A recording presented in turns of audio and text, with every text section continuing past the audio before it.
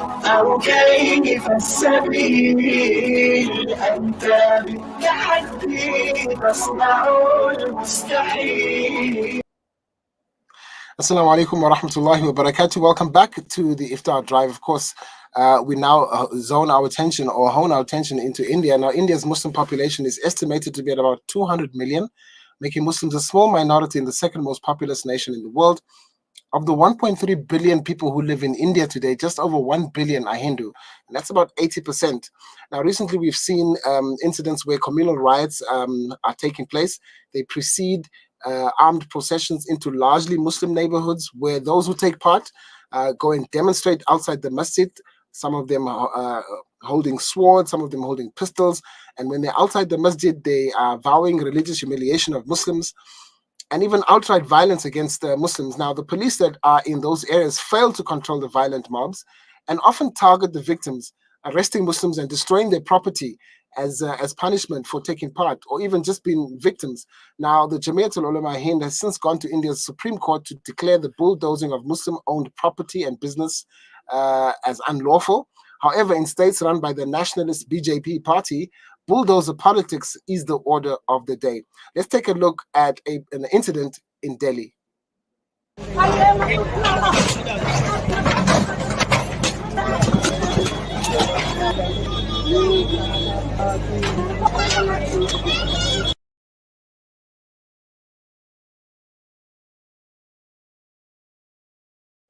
Absolutely heartbreaking. Now, for more on this, I'm joined by journalist Zakir Shaik. He joins me from Bangalore in India, and he's going to tell us exactly what really is going on the ground. Zakir, assalamu alaikum wa rahmatullah.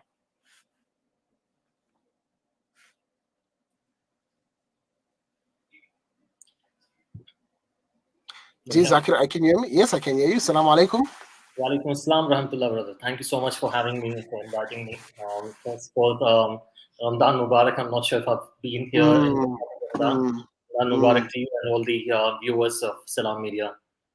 Ramadan Mubarak to you and Ramadan Kareem to all the Muslims, all 200 million of them in India. Now, 200 million by any stretch of the imagination, that's a large number, Zakir. But in India, they're a very small minority, isn't it? Perhaps if you could just, restate the population dynamics with regards to India and with regards to Muslims and with regards to Hindu. Sure. 200 millions, but unfortunately, most of the entire 200 million population is spread across the country, the length and breadth of the country. There is no one state where Muslims are in majority. The only state which was in majority was Jammu and Kashmir, and Jammu and Kashmir, of course, as the world knows, has been a pitched battle of conflict for almost 4 to 5 decades. And also, Jammu and Kashmir was divided into multiple states and different union territories almost 2 years ago by an order which was passed by the parliament. And apart from that, there is no one single state where Muslims are in majority. Almost every state Muslims live in minorities. And apart from being minority, the socio-economic situation of the community is also not really good. A large section of the community lives below poverty line. There's lack of education. That's the situation that Muslims live in. So that's the second largest population. That's the second largest community. So the majority, of course, are Hindus, and of course, Hindus are divided into different castes. There's the upper caste, the lower caste. The lower caste being the Dalit communities, and many of them who do not consider themselves to be part of the Hindu fold. And you also have a large section of Christian population, and also Buddhists and Sikhs and many other Jains and many other communities. So it's a diverse country with diverse religion, different languages, for different ethnicities, and Muslims are also divided into different regions and different languages. Absolutely. Zaki, the reason why I asked about the population dynamics, particularly with regards to religion, because the reports that are coming out of India right now, we seem to get the impression that Muslims are under siege because they are a small population. We get the impression that the vast majority, which happen to be Hindu, and almost more than 1 billion, are using their majority or their number or their large number to intimidate Muslim people. But is that really the case? It has nothing to do with the numbers actually, because Okay. because there are other communities as well. For example, like I mentioned, there's a Buddhist community, there's a Jain community, there are so many other communities which are far lesser in number than the Muslim community. I mean, this is Mm. a tiny minority. But Muslims are huge in numbers, and there has been a huge contribution of Muslims in almost every field. So the numbers is actually not the concern. The concern is the hatred that's been unleashed on the Muslim community. So India currently, the regime which is ruling India, the democratically elected, is the BJP, which is a far right organization, Right. and it is part of the larger Sangh Parivar. I mean, Sangh Parivar is the ideology. It's a group of organization, the Hindu right wing organization.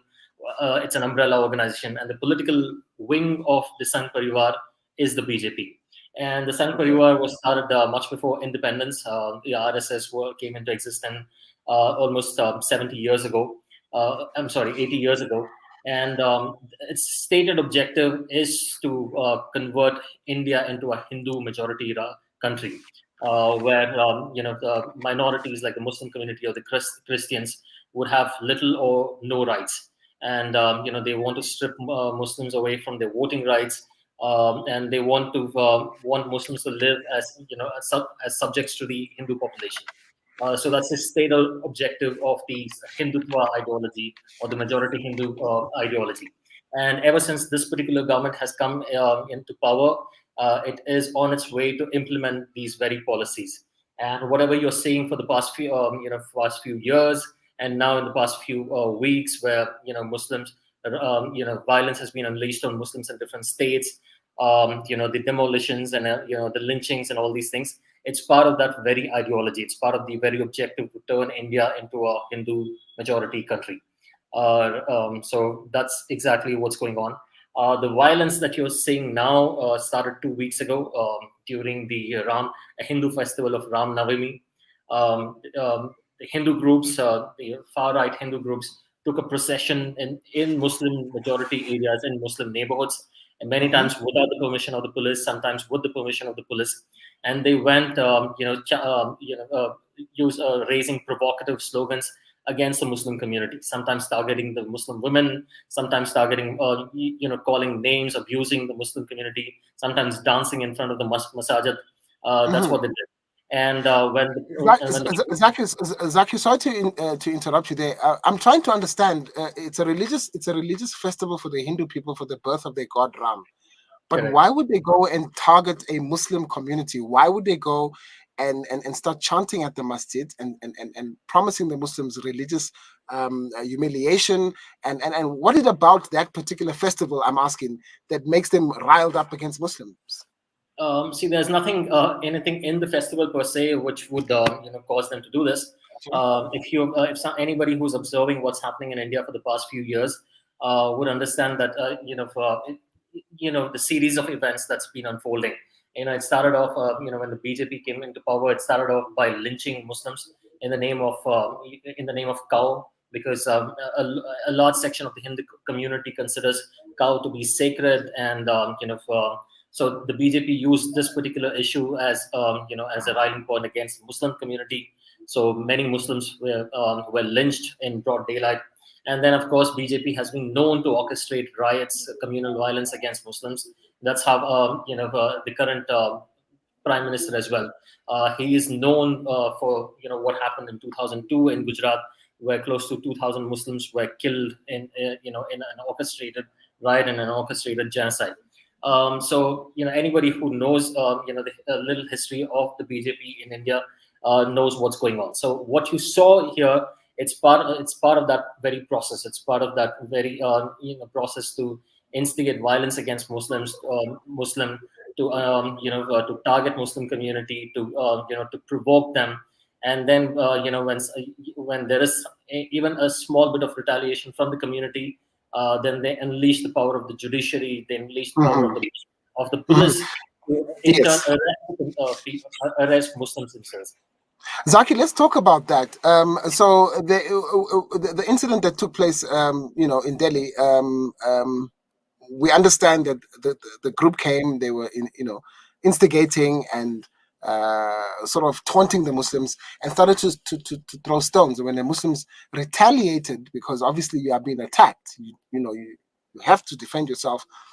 Then what happens? The police then say that the Muslims are the ones that are causing the problems, and I don't know what type of law that is, but then their homes and their businesses are bulldozed. Talk to us about where does that come about? I mean, what kind of justice, what kind of law is this? Correct. So this thing that happened in Delhi, it happened last week. Hmm. This is a different festival. This is the Hanuman Jayanti. That's the name of the festival. All right. And this is in continuation of what happened 2 weeks ago in the Navami festival. So the same pattern followed. It was their festival. They came inside a Muslim area, raised slogans, and they came with swords. It's not just that they just raised slogans, but they also came with swords and started taunting Muslims. So when Muslims answered them back, in for example in Rajasthan there was many Muslim houses were torched, close to 40 Muslim houses were burned down, businesses were burned down. Same thing happened in Madhya Pradesh. Same thing happened even in Karnataka. But there was no reported violence. But we had people coming in front of masjid, and similar thing happened in Delhi. So the very next day, the police came in and arrested 25 people. Most of them were Muslims, and then the BJP, one of the ministers, one of the MLAs in the BJP said that the Muslims who are living in this particular area in Delhi, they are living on an encroached land. I mean, the buildings are illegally constructed, and he gave an order to remove all these buildings. Now, this is seen as a retaliation for what the Muslims did in Delhi in Jahangirpur. There was they accused Muslims of orchestrating this violence, although the provocation was done by the Hindu groups, but they instead blamed the Muslim community there. And then they say that the buildings that they're living in is illegal, and they use that as a guide to go and demolish the buildings. Right. You need to understand that there was no trial. They did not take the case to the judiciary. There was absolutely no legal process that was followed. This was this was an arbitrary decision that was taken, and Muslim houses were destroyed. 50 Muslim houses were close to 50 Muslim houses were destroyed in Delhi alone, and this is despite the Jamiatul Ulama Hind and Jamiatul Ulama Hind and a couple of lawyers approaching the Supreme Court, getting an order to stop the demolition, despite the Supreme Court order saying not to demolish any houses. The Delhi Municipal Corporation, under the orders of the BJP government, they went ahead and demolished the houses. It was only Mm. after after whole 90 minutes, almost 2 hours, I'm sorry, almost 3 hours of demolition, did they stop it. The reason that they said that they had not received the order from the Supreme Court. So people had, one of the MLA, MPs, of the Communist Party. She had to go literally stand in front of the bulldozers. She waved the Supreme Court order, to stop these people from demolishing the house. So this Mhm. is a complete breakdown of law. Yeah. The very government which is supposed to be protecting the law, the police which is supposed to be protecting the law, they are taking the laws in their own hands, and they're using it as a weapon. They are weaponizing law against Muslims, demolishing the Yeah. houses. Right. This happened in Delhi. This happened, which is the capital city. It happened in Delhi. It happened in Rajasthan. It happened in I'm sorry. It happened in Madhya Pradesh. It happened, previously in Uttar Pradesh as well. So this is a new. They are weaponizing law to target Muslims and demolishing the houses. Okay. We also know that those states that are run by the BJP are, it's where it's happening with this arbitrary demolition of homes. Zakir, I want to ask you a question regarding that. You said the only way that the demolition stopped was when the MP raised or waved in front of the bulldozers the court order. Can those people be charged for demolishing Muslim or anybody's house for that matter for no reason? For I mean, is that not like against the law in India if you can go and demolish a structure without any type of cause, any type of law? Well, Can they? the argument used by the BJP, the government, for demolishing the houses is they say that in Madhya Pradesh, for example, they say that the people, the houses that were destroyed were one. They say that it was illegal; it was on encroached lands, and they also said that they did this because they were pelting stones at. They were accused of rioting. They were accused of pelting stones at the Hindu procession. So this was the thing that was used. Although there was no trial. I mean, and the same reason was used in the Delhi demolition as well. Of course, in in the Delhi thing, the Supreme Court has given an order. But the way the law is being used, Muslims have little hope that these people can be persecuted because the past experience of Muslims in the courts has shown that the justice is being denied. For example, 2 months ago, I'm sure. I mean, in fact, even I had spoken to Salam Media on this last month or 2 months ago on the hijab case. The Right. court order said that the government say that it will not allow Muslim girls to wear hijab and come in schools, and the court upheld that order. It said that hijab is not an essential part of Islam, and they would not allow Muslim girls to wear hijab and come to schools and colleges. So this, largely from a Muslim community, has seen this as an attack on the religion because hijab is an essential practice of Islam. And now, Right. I mean, even before that, in the infamous Babri Masjid case, where the masjid was destroyed by an armed Hindu mob, and the case dragged on for almost 30 years. And after 30 years, the Supreme Court gave that masjid land to the Hindu community. And we have seen cases upon cases where just as the courts have gone against the interests of the Muslim community. So we have not, I mean, or maybe we have not got favorable judgments. So there is Yeah. little hope that the community has from the courts. Although we're still seeking, people still go, but I don't, even before this, for the past over a year, we have seen Hindu religious leaders, instigating violence against Muslims. They've called for the wiping out of Muslim community, and most of these Hindu leaders were never arrested. Even though when they were arrested, they were sent out on bail within few weeks. So this is what this is. Zaki, Zaki, I'm just Zaki. Sorry about that. I'm running out of time. I just want to ask you one last question. In light of everything that you've told me, in light of the the hijab ban, in light of the previous incidents, and once again, I do want to also talk about the numbers. It does seem to me that the Muslims are under siege. But maybe you can tell me better because you're living in Bangalore yourself. Do Muslims in India feel like they're under siege? Absolutely. I mean, there's no. Everybody feels the same thing. It was not the same thing even a couple of years ago, but from what's happening for the past 1 year, for open calls for the genocide of Muslims by religious Hindu religious leaders, from the media, by BJP, by the elected representatives, hate speeches against the Muslim community, the demolitions, the lynchings, accusing Muslims, arresting Muslims after accusing them in false cases, putting them under terrorism laws, draconian terrorism laws, where Muslims have, many youths have been in prison for years and years without any trial. Muslims today are, I mean, everybody feels the same thing. They feel that they are under siege. They feel, and there is a huge concern in the community, and people do not seem to understand, where they should seek help from, because we are not Mm. talking about a fringe organization here. We We're are not talking talking. about the actual government, Yeah, we are talking about the the actual government, entire government. Yeah. which is using its police force, which is using the judiciary to target Muslim community. We're talking about, where else do we seek help from? I mean, previously when the BJP was not in power, we could still go and knock on the doors of the judiciary. We could still, have some hope in the police. But today, every Muslim community sees everybody, the government weaponizing everybody against Muslim community and targeting them, arresting them, Mm. right? The entire community, targeting the entire community. I mean, we had in Karnataka, the state that I'm living in, people coming out and saying, calling for a ban on halal meat, calling for ban on, boycotting Muslim traders.